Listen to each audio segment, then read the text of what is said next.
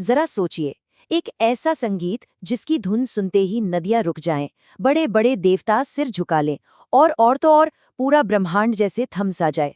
आज हम उसी दिव्य गीत, गोपियों के उस मशहूर गीत की कहानी में गहरे उतरने वाले हैं। तो ये कहानी शुरू होती है प्रेम और विरह से।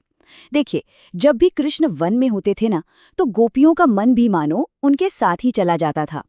कृष्ण के बिना उनका हर पल एकदम अधूरा था, और इस दूरी को मिटाने का उनके पास बस एक ही जरिया था, कृष्ण के गुणों और उनकी लीलाओं का गान करना। अब कृष्ण से ये जो अलगाव था, ये कोई मामूली दुख नहीं था। ये एक ऐसी अवस्था थी जहां गोपियां दुख में डूबने के बजाय क्या करती थीं? वो कृष्ण के दिव्य गुणों और उनकी लीलाओं के गीतों में खुद को पूरी तरह से डुबो देती थी।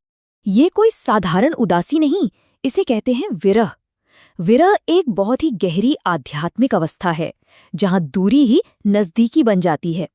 मतलब यहाँ परमात्मा से अलग होने का दर्द ही उनसे जुड़ने का सबसे शक्तिशाली जरिया बन जाता है। कमाल है ना, है ना? तो जब कृष्ण अपनी बांसुरी बजाते थे, तो सवाल यह है कि उसकी धुन आखिर कहाँ तक पहुँचती थी?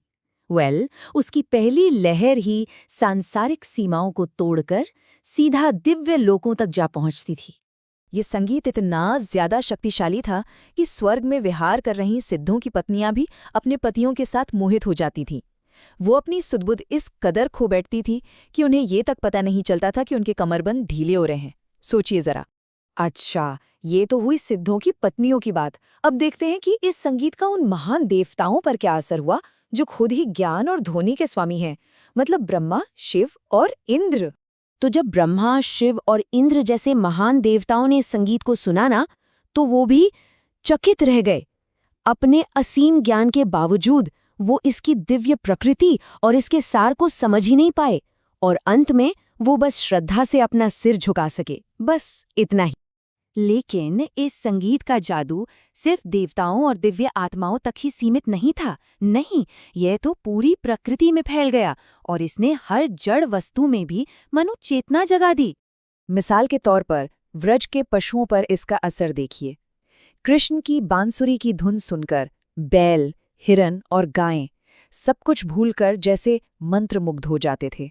यहाँ तक कि वे अपने मुंह में घास का कौर लिए हुए भी उसे चबाना भूल जाते थे। वो बस स्तब्ध होकर खड़े रहते थे, मानो किसी चित्रकार ने उन्हें कैनवस पर उतार दिया हो। ऐसा लगता था जैसे पूरी दुनिया एक पल के लिए थम सी गई हो। और सिर्फ जानवर ही नहीं, बल्कि यहाँ तक कि निर्जीव मानी जाने वाली नदियां, वो भी इस संगीत को सुनकर अपना प्रवाह रोक देती थी। यकीन होता है? सबसे खूबसूरत बात यह है कि यहाँ नदियों को सिर्फ रुका हुआ नहीं दिखाया गया है, बल्कि उन्हें एक भक्त के रूप में चित्रित किया गया है, जो प्रेम और भक्ति के साथ कांपती हुई भुजाओं से अपने प्रियतम की प्रतीक्षा कर रही हैं। संगीत का यह प्रभाव जंगल के पेड़ पौधों तक भी पहुंचता है। वे भी प्रेम से इस कदर भाव विभोर हो जाते हैं कि उनसे रस टपकने लगता है। ये सच में एक अद्भुत दृश्य है, जहां निर्जीव प्रकृति भी जैसे सजीव हो उठती है। पेड़ों और लताओं से टपकता हुआ वो रस मानो प्रेम के आंसू बन जाता है, जो उस दिव्य संगीत के प्रति उनकी भक्ति को दिखा रहा हो। तो जैसा कि हम देख रहे हैं, ये संगीत पूरे ब्रह्मांड में गूंजता है। बैल और हिरण से लेकर नदियों और पेड़ों तक, सारस और हंस से लेकर बादलों तक, सृष्टि का कोई भी कण, कोई भी इस दिव्य धुन से अछूता नहीं रहता।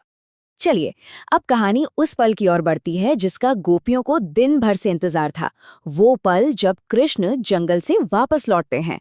जब शाम को कृष्ण अपनी बांसुरी बजाते हुए अपने दोस्तों के साथ लौटते थे, तो वो लम्हा किसी उत्सव से कम नहीं होता था। और कमाल की बात यह है कि दिन भर की थकान उनके सौंदर्य को और भी ज्यादा बढ़ा देती थी। इस श्लोक में कृष्ण की तुलना माता यशोदा के गर्भ से जन्मे चंद्रमा से की गई है।